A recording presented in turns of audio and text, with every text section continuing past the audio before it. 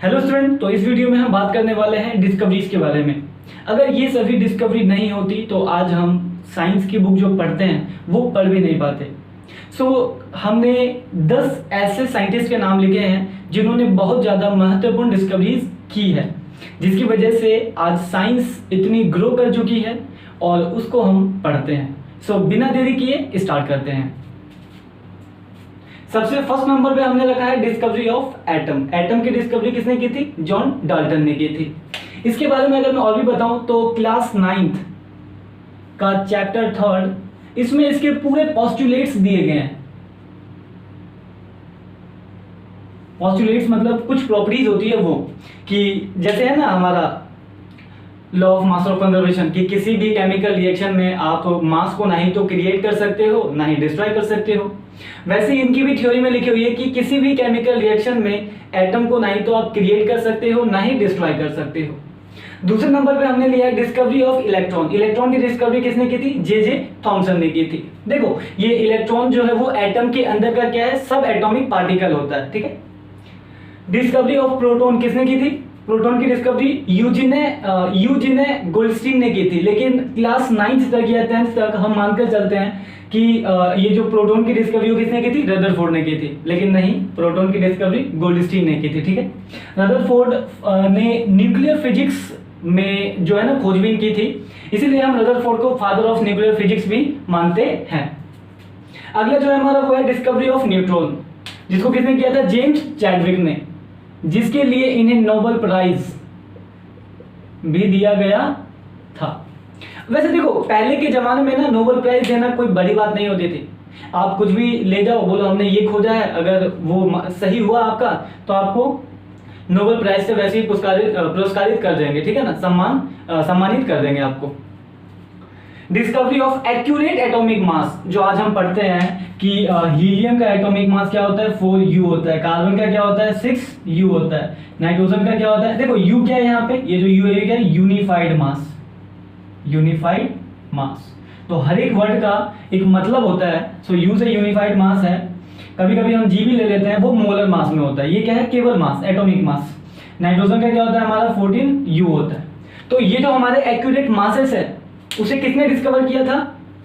Jacob बर्जेलियम ने। अच्छा, ये बर्जेलियम एक हमारा कंट्री भी तो है, क्या है? बेल्जियम? नहीं, बिल्कुल मैच नहीं हुआ, चलो छोड़ो।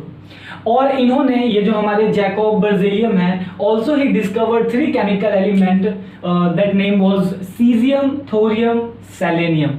आप जब पीरियोडिक टेबल देखोगे तो ये तीनों एलिमेंट आपको वहां पे मिलेंगे। देखो थोरियम की भी खोज किसने की थी? इसी ने की थी, जैकब बर्जेलियम ने।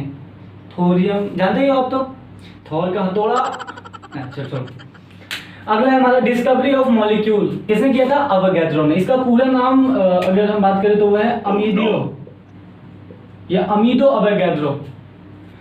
इन्होंने कहा था ये इसके मॉलिक्यूल के बारे में इन्होंने कहा था, it is a smaller particle of matter that has independent existence.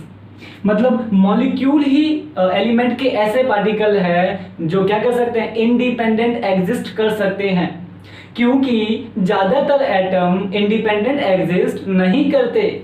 हमारे पीरियोडिक टेबल में बहुत सारे ऐसे एटम हैं जो डिपेंड रहते हैं किसी के ऊपर, अकेले क्या वो रहना नहीं चाहते, ठीक है। क्वांटम थियरी या फिर क्वांटम फिजिक्स की अगर हम बात करें तो उसकी खोज की थी किसने? मैक्स प्लैंक ने, जिसके लिए इन्हें भी नोबेल प्राइज से क्या किया गया था? सम्मानित किया गया था, ठीक है। और हम इस थ्योरी को प्लैंक्स क्वांटम थ्योरी के नाम से भी जानते हैं, लेकिन ज्यादातर आप सोच रहे हो कि आइंस्टाइन ने क्वांटम थ्योरी की खोज की थी, ऐसा नहीं है, जो नाम है वो है। प्लैंक्स क्वांटम थ्योरी के नाम से भी हम जानते हैं। आइंस्टाइन ने उसको और पढ़ा होगा, उसके ऊपर उसी के आइडिया को लेकर कुछ किया होगा, लेकिन रियल इनका नाम है। Discovery of theory of relativity किसने दिया था? वो तो आप सब जानते हो, हमारे महान साइंटिस्ट अल्बर्ट आइंस्टाइन, है ना। हाँ, इन्होंने फॉर्मूला दिया था E = mc का स्क्वायर। E मतलब यहाँ पे क्या है? एनर्जी, m क्या है? मास ऑफ ऑब्जेक्ट, और c क्या है हमारा? Speed of light, which is क्या होता है? कांस्टेंट होता है। कितना होता है? 3 × 10⁸ मीटर पर सेकेंड, ठीक है, इतना होता है। अगले और इसकी थ्योरी को हम आइंस्टाइन थ्योरी ऑफ रिलेटिविटी के नाम से भी जाना जाता है।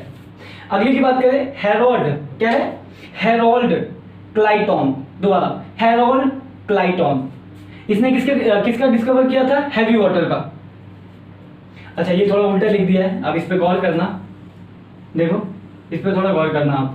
हेरोल्ड ग्लाइटॉन एक साइंटिस्ट का नाम है, ठीक है, और इसने डिस्कवर किया था, हैवी वाटर को बताया था। कहते हैं ना कि खारा पानी आ रहा है हमारे घर में, मीठा पानी आ रहा है, नॉर्मल वाटर, हैवी वाटर, ये जो भी आप कह सकते हो, तो इन्होंने हैवी वाटर की क्या किया था, डिस्कवर किया था, खोजा था।